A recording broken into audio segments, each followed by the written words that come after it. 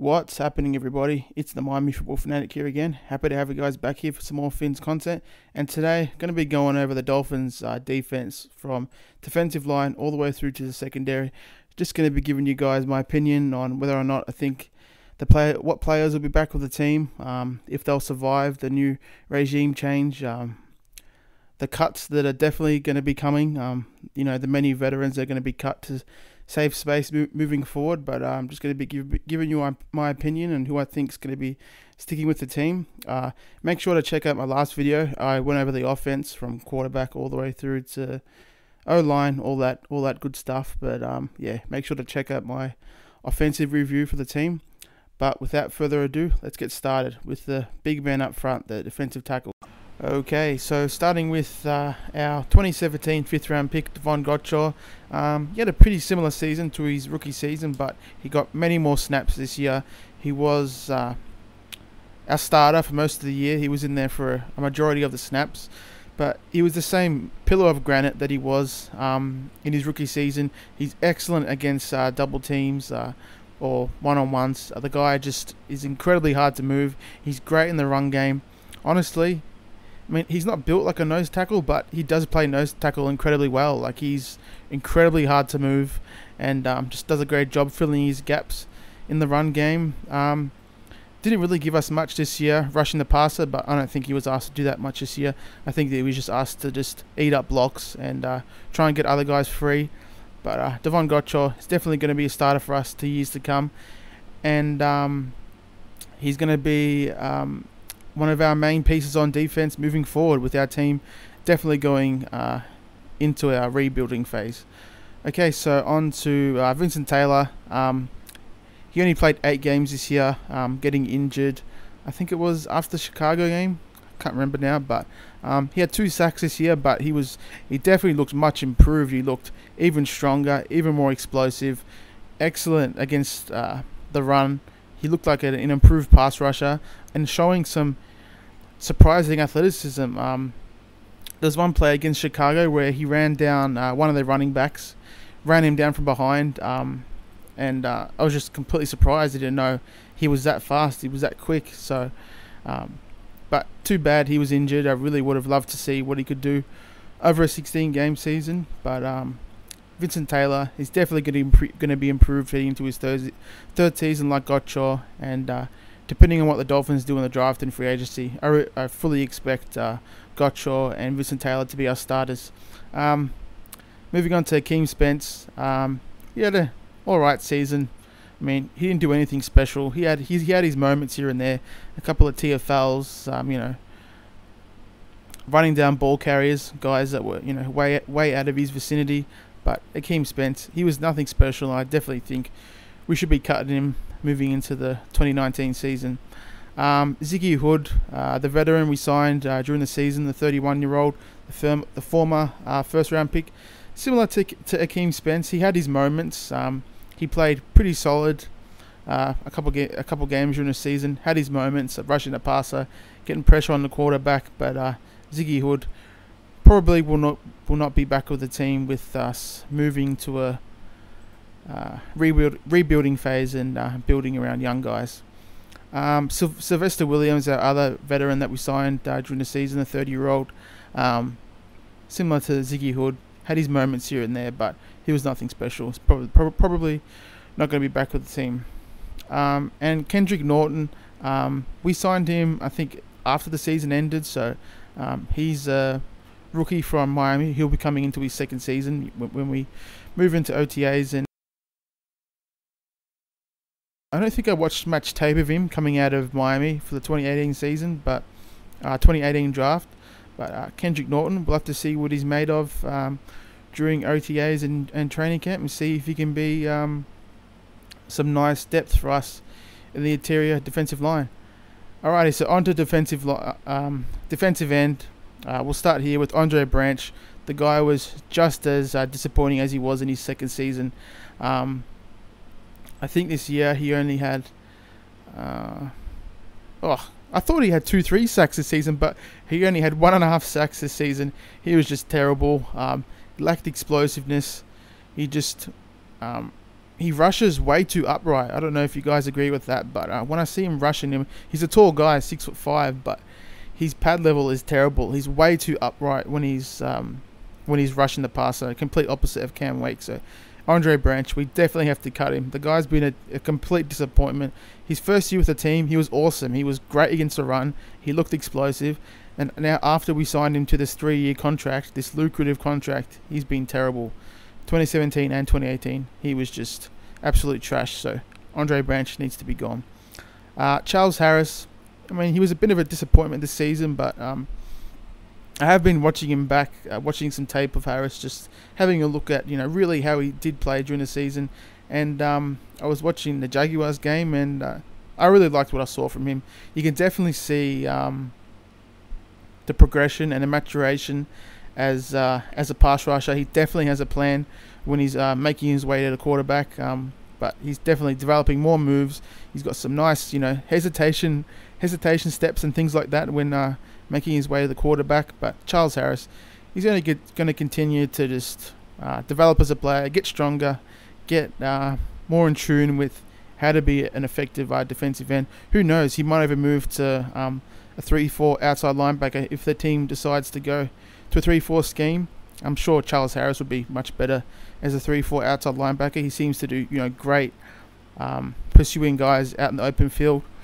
But Charles Harris, I mean, people have been labeling him a bust, but I mean, he's only had 2 years of experience. Give the guy a break. Jason Taylor, the first ballot Hall of Famer, took a good while to develop into the player he was. So Charles Harris, just got to give him time. I really think that he's going to develop into a awesome pass rusher in the league. Robert Quinn, one of our big trades that we made during the offseason, he had his moments, especially to start the season. He looked awesome against the run. He was doing a great job setting the edge and cutting off the run from his side of the line. He had 6.5 sacks this season, so down from 8.5 sacks that he had in 2017 with the Rams. But Robert Quinn, at times, he looked old and at times looked like a spry 28-year-old, but he's going to be on the salary cap for $12 million this season, so the Dolphins have to decide whether or not he's worth bringing him back for $12 million. But Robert Quinn, he really is kind of a one-trick pony. I mean, the only thing he does is just speed rush and try and get around the tackle. I didn't see him try any spin moves, any bull rushes, anything like that. He's just a one-trick pony that just always tries to, get around the edge with his speed, and didn't seem to work a lot of the season. He was doing a great job, getting around the edge and forcing the quarterback to step up in the pocket. But I mean, the guy's got to, use some different pass rush moves. I mean, he's only 28 years old, so he's got plenty more time to play in the league. But Robert Quinn definitely was a little bit of a disappointment. I really was expecting at least 10+ sacks from him this season. Cameron Wake, to start the season, I really did think that he was looking like a true 36-year-old defensive end. He wasn't looking as explosive, but as the season went on, Cameron Wake was showing that old form that we've all known to love the last 10 years. Let me have a quick look how many sacks he had this season. So he had 6 sacks this season, down from his usual 10+ sack range. But I mean, he was solid this season. He looks like he keeps improving against the run, which is awesome, especially against towards the end of the season, the second half of the season. He was great against the run. He graded out awesome in his game against the Jaguars. But Cameron Wake, I don't know. I'm not completely sure what the team should do with him. Depends. If he wants to come back for a cheap deal, he can come back. Or if he wants to go to a respectable team on a respectable contract, he can do that as well. The guy definitely deserves to play with a contender. So Cameron Wake, the only way I see him back with the Dolphins is if he takes a veteran minimum, like 1.5 or 2 mil. William Hayes, he was just absolutely awesome in the time that he played. He was just a pass rushing beast, man. Like he played 4 games for us and he had 2 sacks, but he was his same self against the run. It was hard to believe that he was 32, 33 years old starting out the season. He just looked incredible. It was just too bad that he injured his knee, which was, he tore his ACL, which was due to the NFL's stupid new rules and not being able to make contact with the legs. I think it was. I can't remember what that rule was, but he was trying, not to get a late hit on the quarterback, and he ended up, landing on his knees and tearing his ACL, which was just an absolute tragedy. I think that if he played, at least 12 plus games, he would have, I reckon, gotten 10 plus sacks. But William Hayes, if he wants to come back on a cheap deal, I'm more than happy to have him back. The guy is just an absolutely awesome defensive end, and it's just a real shame that he tore his ACL due to that stupid new rule that the NFL brought in.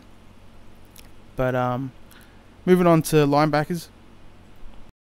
Middle linebacker Raekwon McMillan finally made his debut in the middle of the Dolphins defense, starting all 16 games as our full-time starter. He was a little bit tentative and wasn't playing as well to start the season. You could tell he definitely wasn't playing at full speed. He was a step slow getting to the ball carriers and getting caught up on blocks, but as the season progressed, he was only playing better and better. He had 105 tackles in 16 games, so wasn't too shabby. Had a couple forced fumbles, but you can tell he's excellent against the run. Sometimes you can get caught up in coverage, you can get beat by tight ends and running backs, but his bread and butter is the run game. He's just absolutely tremendous. I think he had the most run stops in the league, according to PFF. I think I saw that on Twitter. But Raekwon McMillan, he definitely is worth our second round pick we made last year. But he's only going to get better as a leader of the defense, playing that middle linebacker role. On to the starting outside linebackers, starting with Kiko Alonso. And as years passed, he had his impactful moments, and he had his moments where you just absolutely just scratch your head and wonder what the hell he's doing out there.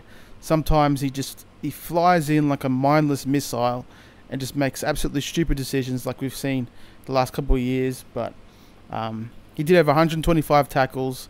He had 3 interceptions and 6 pass defenses. But I mean, a lot of Dolphins fans think that he was one of our best players on defense, but at times the guy is just a complete bonehead. He makes stupid decisions. Kind of looks like he's got no clue what he's doing, just flies around like a mindless freaking, like a wrestler. His whole philosophy to playing football is he wants it to be a bloodbath. So that just tells you his mindset out there. The guy just, I hate to say it, but he's kind of a dumb jock. He's a weird guy. He loves to eat like 3 dozen oysters before a game. He does weird things off the field and on the field, and I really would like to see us replace him with a young, impactful linebacker, preferably in the draft or maybe even free agency. But I'm sure there's a lot of fans that disagree and think that he's one of our best players on defense, but the guy can just make absolutely stupid decisions, and I'm just sick of it. I'm sick of seeing him go into freaking sliding quarterbacks head first and getting stupid penalties. I mean, we saw that last year against the Ravens, where he absolutely destroyed poor Joe Flacco and sent him into another universe. But the guy just has to go. We have to cut him this season. I don't want to see him back. Moving on to Jerome Baker, our rookie, a 3rd round pick from Ohio State, our other Ohio State linebacker. He had a pretty good rookie season. He had 3 sacks. He had 1 interception, which proved to be, an incredibly impactful play, picking off Sam Darnold in our, I think it was the 2nd or 3rd week, and running it in for a touchdown for his first pick 6 of his career, and ultimately, winning us the game. He had 79 total tackles, and he also had 3 sacks. 2 of those came against the Bengals, which proved to be completely irrelevant plays. I mean, he didn't get us anywhere in that game. We got absolutely pretty much blown out by the Bengals. But 3 sacks is pretty solid. Shows that he can really do it all. But I just really loved his speed out there. He plays with awesome speed, and he's also a great tackler. He's got great technique. He does a great job bringing down ball carriers, bringing down guys that are much bigger than him. I think he only goes about 220 pounds. 6'1", 220 or 6'2", but Jerome Baker is really going to be awesome for us for years to come. He's going to be one of our building blocks on the defense. Same with Raekwon McMillan. Jerome Baker is awesome in coverage and is great at tackling ball carriers in space. So Jerome Baker, can't wait to see how his career unfolds. Stephon Anthony, he kind of only played on special teams. The 2015 former first round pick. He's probably not going to be back with the team unless he wants to come back for a cheap deal and exclusively play special teams. Stephon Anthony is probably going to be gone. Mike Hull, I mean, they say that he's got a great impact on special teams, but Mike Hull, I really don't want to see him back. His athleticism clearly does not translate to the league, even though he was a tackling machine. For Penn State, Mike Hull really isn't cut out to be a linebacker in the league, playing significant snaps on defense. I'm sure he can be a great special teams linebacker for most of his career, but Mike Hull, definitely don't want to see him back with the team. The guy is just a absolutely subpar athlete, and he's undersized. Chase Allen, I feel like he had a better rookie season, Chase Allen, but I mean, he's great in goal line defense, pretty good on special teams. He's a big linebacker. He's about 6'4", 6'5", but I mean, he's more equipped to play than Mike Hull, but similar to Mike Hull, his athleticism just quite isn't there. Doesn't have the right explosion to make things happen, but he's a solid football player. He's a pretty smart player. He knows how to execute his assignment, but Chase Allen, not really bothered if he's going to be back. I think he's on a 3-year deal, so I wouldn't mind seeing him back on the team, exclusively on special teams. So that's it for the defensive front seven. There's a number of guys there. They're going to be great building blocks for us moving forward as we go into our rebuilding stage. So into the secondary, going to start with the cornerbacks here. Obviously, the main man to start with is Xavier Howard.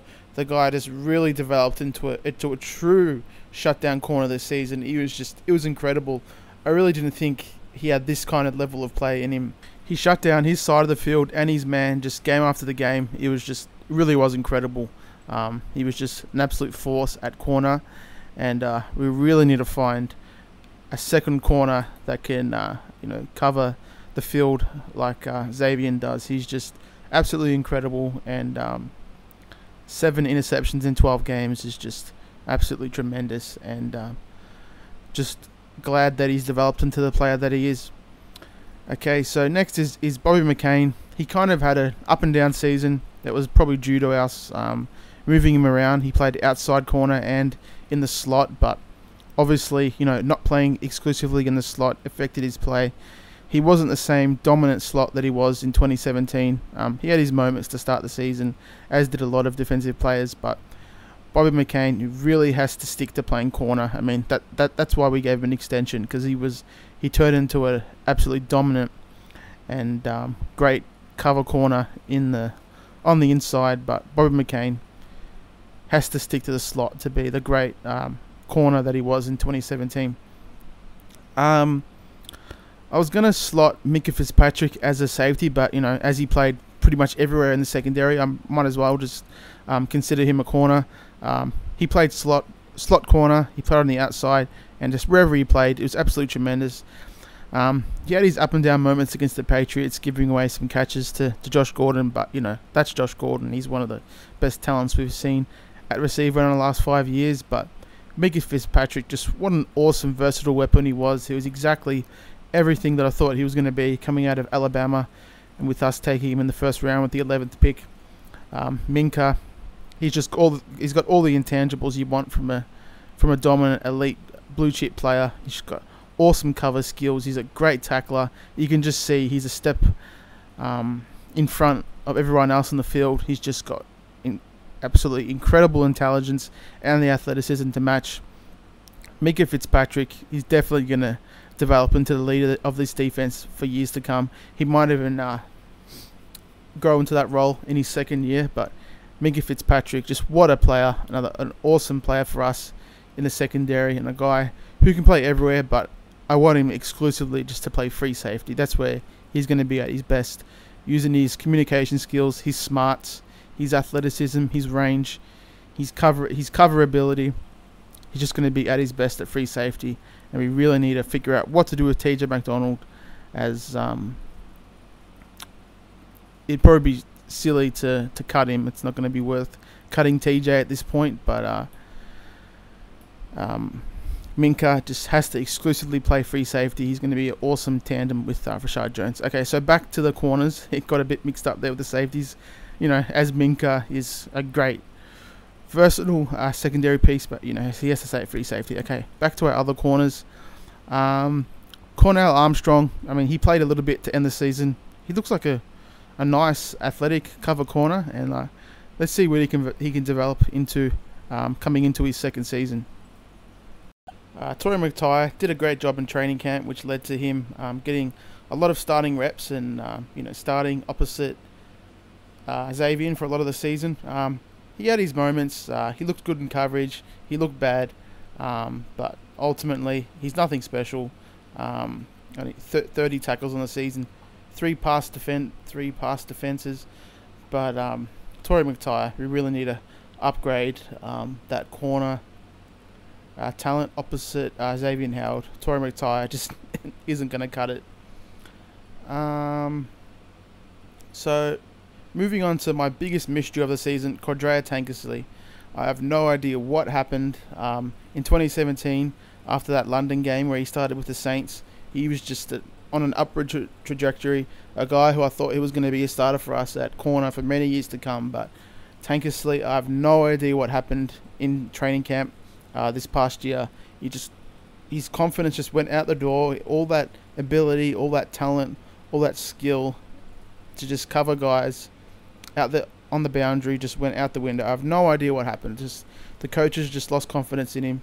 I mean, maybe it was a coach thing. Maybe they were just being just ignorant and you know, keeping him in the doghouse for no reason. But hopefully this new coaching staff comes in and lifts the spirits of Tankersley, and we see that same play that we saw in 2017. I really think that Tankersley can be an absolutely solid corner in this league, a guy that can really get it done for a long time.